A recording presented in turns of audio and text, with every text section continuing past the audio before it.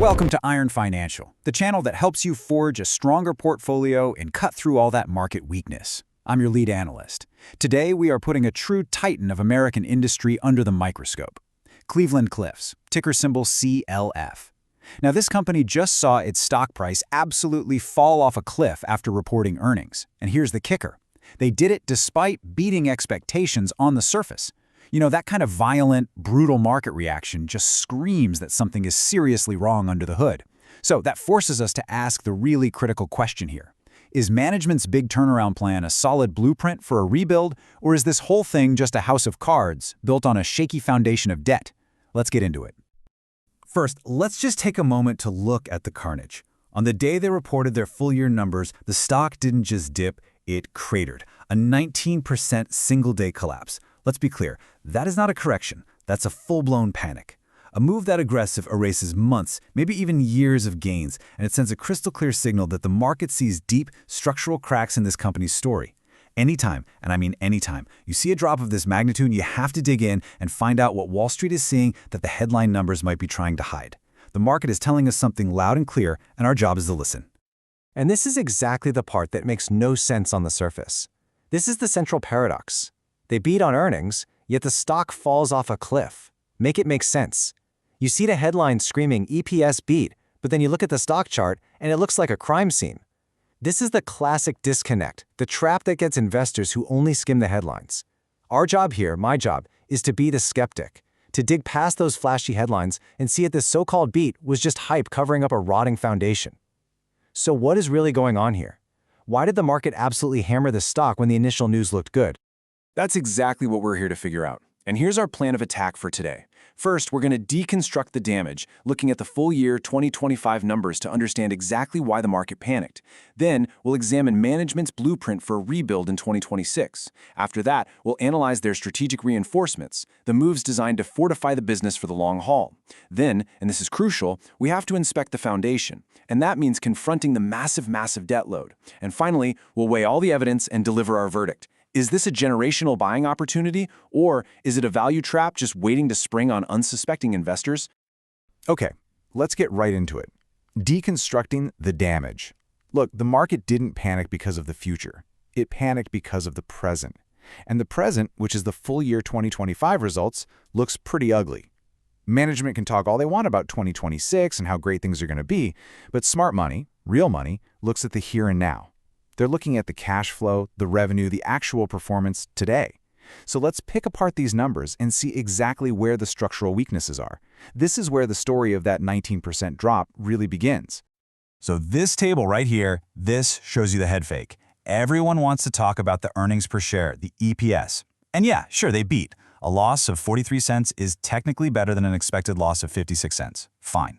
But that is not the number that moves a multi-billion-dollar industrial company like this. Look at the top line, revenue. That's what matters.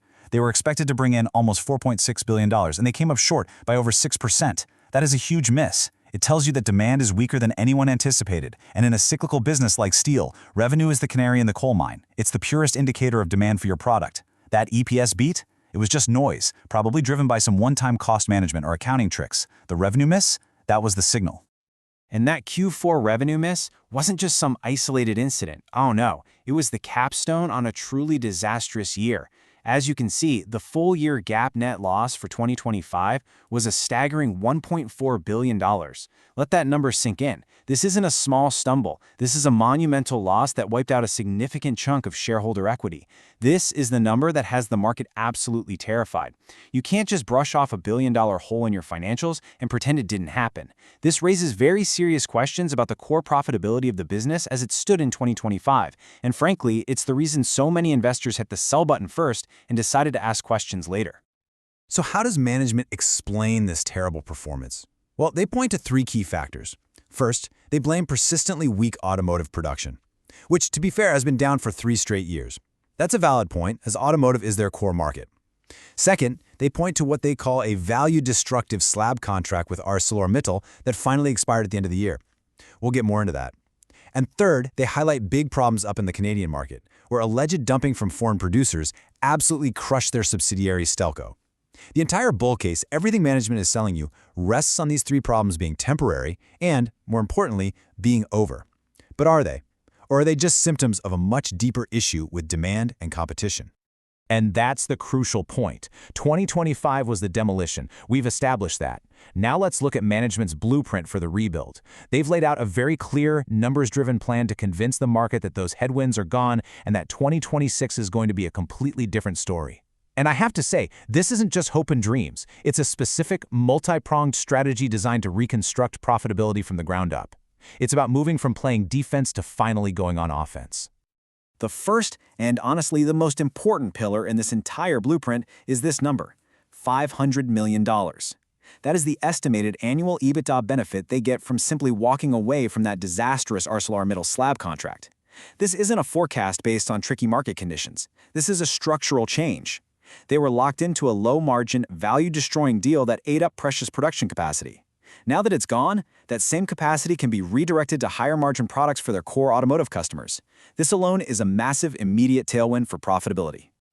And it absolutely does not stop there. On top of shedding that bad contract, they are also guiding for a $60 per ton increase in their average selling price, or ASP, and that starts in the first quarter of 2026. This comes from a combination of factors: a much better product mix without those cheap slabs dragging them down, higher spot prices in the market, and new, more favorable multi-year contracts they've already signed with their automotive customers. Higher prices are the fastest way to expand your margins, and they're projecting a really significant jump right out of the gate in the new year. And it's not just about getting more money in the door. It's about spending less to make the product in the first place. So, the third pillar of their rebuild is another $10 per ton reduction in unit costs for 2026. Now, this is huge because it marks the fourth consecutive year of cost improvements. It shows a real culture of operational discipline, not just some one-time fix. They're getting leaner by rationalizing assets, reducing headcount, and locking in better contracts for key raw materials like metallurgical coal. You have higher price on the revenue side and lower costs on the expense side. I mean, that is the textbook 1-2 punch for a powerful profit recovery. So let's just put it all together. This slide shows the official 2026 outlook, which is basically management's comprehensive case to the market. They project steel shipments to increase to somewhere between 16.5 and 17 million net tons. They confirm the $10 per ton cost reduction we just discussed, and they lay out a normalized capital expenditure plan of around $700 million, which signals that they are done with the heavy spending of the past few years. The message is crystal clear: the factors that caused the 2025 disaster are gone, and they have a quantifiable, step-by-step plan for higher sales, better prices, and lower costs. Okay, a one-year turnaround plan is good, but a truly strong company, a company built to last, builds for the long term. Beyond the immediate financial fixes for 2026, Cliffs is making some serious strategic moves to reinforce its market position for years to come. These are the initiatives designed to widen their competitive moat and ensure this isn't just a one-year wonder built on easy comparisons, but a sustainable long-term shift in the company's entire trajectory. And this partnership with POSCO, this is a massive strategic reinforcement. This isn't some minor deal. POSCO is one of the biggest and most technologically advanced steelmakers in the entire world.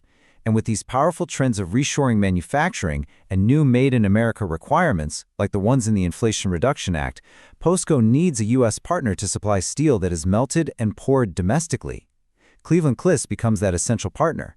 This move aligns Cliffs with powerful secular trends and embeds them deeply into the future of American manufacturing, is a huge vote of confidence from a global leader. And this quote, well, it just perfectly captures the strength of their position. The CEO, Lourenco Gonçalves, made it crystal clear on the earnings call. He said, "They came to us. We did not look for them." This isn't a company that's out there begging for a lifeline. This is a company with a strategic asset, domestic production capacity, that foreign players desperately need to access the very lucrative U.S. market. This leverage means any definitive deal they sign will have to be on terms that are highly favorable to Cliffs and its shareholders. That's a position of power. The other major strategic reinforcement is their offensive move against aluminum in the auto sector. For years, aluminum was seen as the lightweight, sexy future for electric vehicles. But as this slide shows, that narrative is starting to crack. The aluminum supply chain has proven to be weak and easily disrupted, highlighted by a whole series of fire events at plants. So Cliffs is capitalizing on this by proving their advanced, high-strength steel can be stamped into car parts using existing aluminum forming equipment. This is a potential game changer. It means car makers can switch to more reliable domestic steel without massive new capital investment, directly attacking aluminum's market share in the most profitable sector of the market. Okay, Okay, that all sounds incredibly compelling. I get it. The blueprint is detailed, the strategic moves are smart, but a skyscraper is only as strong as its foundation. And when you look at the foundation of Cleveland Cliffs, you find one massive, potentially fatal crack. Let's talk about the single biggest risk that could bring this entire turnaround crashing down: the debt. All the good news in the world doesn't matter one bit if you can't service your debt. Here it is. Here is the number that should keep every single bull awake at night. $8.1 billion. That was their total debt as of the third quarter of 2025. This is the legacy of years of major acquisitions, of rolling up the American steel industry. But a debt load of this magnitude is not an inconvenience, it is an anchor. It limits your flexibility, it eats up hundreds of millions in cash flow with interest payments, and in a cyclical downturn, it can be a death sentence. Can any turnaround plan, no matter how brilliant it sounds, truly succeed when it has to service this much debt? This is the core of the bear case, right here. That number is an anchor. There is absolutely no denying it. But it's only half the story on the balance sheet. You have to look at the other side of the ledger. At the end of 2025, they had $3.3 billion in total liquidity. This is their financial shock absorber. It's their cushion. They are not running on empty here. This liquidity gives them the ability to execute their plan, to weather any short-term volatility in steel prices, and to manage their obligations without being forced into a corner by their creditors.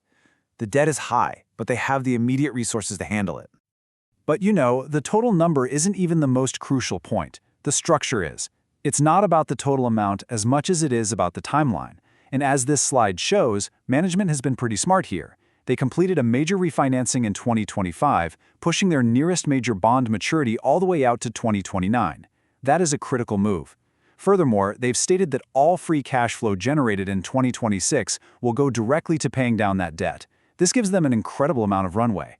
They have years to let their turnaround plan work and generate the cash to deleverage before any major debt bomb goes off. The foundation has a lot of weight on it, yes, but it's been engineered to hold. So, we've examined the wreckage of 2025, we've analyzed the detailed blueprint for the 2026 rebuild, and we've stress-tested the foundation of debt. Now it's time to bring it all together and weigh the evidence. We need to render the verdict. Is the 19% stock collapse a clear warning of a trap, or is it the smoke clearing to reveal a massive opportunity? Let's break it down side by side. The bull case, the opportunity, is built on a very simple premise. The unique, negative headwinds of 2025 are gone. You get an immediate $500 million EBITDA lift just from that slab contract ending. You have strong guidance on price and costs. You have powerful long-term strategic initiatives with POSCO and the aluminum displacement. The tough decisions, they argue, have already been made.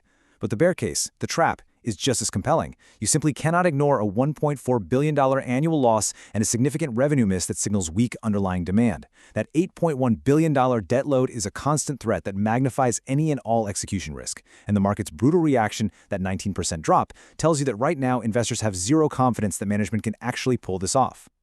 In the end, the entire bull thesis really comes down to this one statement from the CEO. He said, 2025 was about fixing what needed to be fixed. As we move through 2026, we are operating with a leaner footprint, a stronger order book, improving price realization, declining unit costs, and a clear line of sight to higher utilization and cash generation.